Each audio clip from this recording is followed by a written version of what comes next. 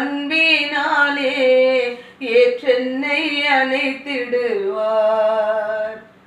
சிலுவை நாதர் தம் அன்பினாலே ஏற்றென்னை அணைத்திடுவார்.